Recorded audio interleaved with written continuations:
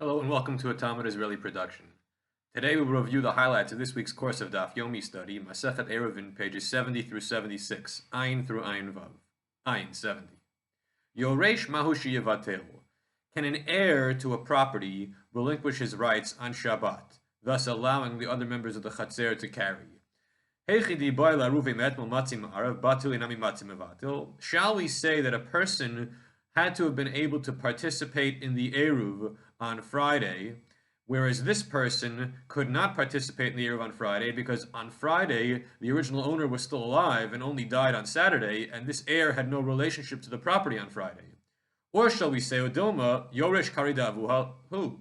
Or shall we say that the heir is this same thing as his father, or whatever other relative he inherited from, and just as the other relative could have participated in the Eruv on Friday, and could have, if they were alive, done Bitul Reshut on Saturday, so too this Yoresh, this heir, can do so on Shabbat proper. What is the answer? Rav Nachman gave a lenient answer and said the heir can relinquish his rights on Shabbat, whereas in the Academy of Shmuel they said Eino Mevatel, he's not allowed to. Ayin Aleph 71.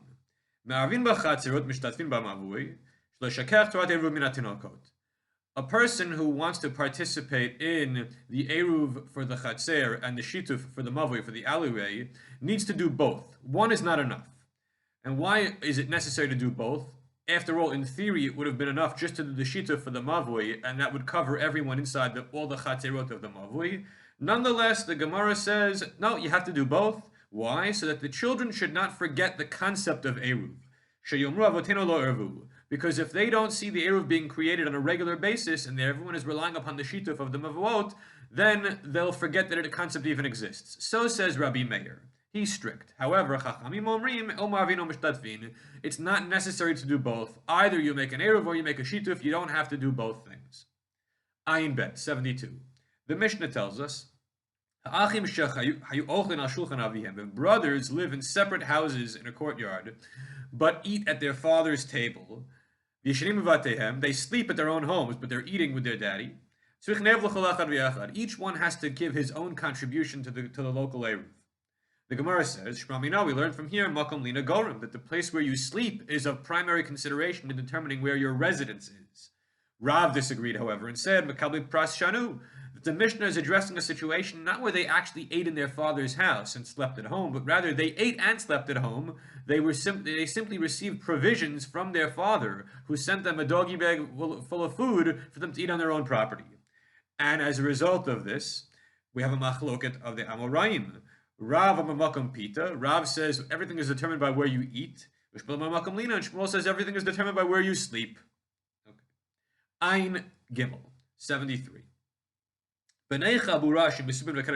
What happens if people were eating a communal Friday evening dinner, Shabbat dinner, and it was Friday afternoon, and now it's getting dark out, Shabbat begins. So they had not yet made an Eruv. They can rely upon the bread on the table, the challah on the table can function as their communal Eruv. After all, it's a communal meal, they collectively own it, and they're together, so it's an Eruv. Alternatively, Mishum Shituf, they can rely on it for a Shituf. Well, which one is it? Can they rely upon it for the Eruv or can they rely upon it for the Shituf? And the Gemara says, Lo pligi, it's not a contradiction. If the meal and the table and the bread is inside of a house, then it can function as an Eruv Chatzerut. If, however, Misubim B'Chatzer, they're eating in the courtyard outside, then it can function as the Shituf. Ayin Daled 74. Amarav. Ein Mavoi Nitab Lechi V'Kora. An alleyway cannot be rectified for carrying purposes by means of a lechi or kora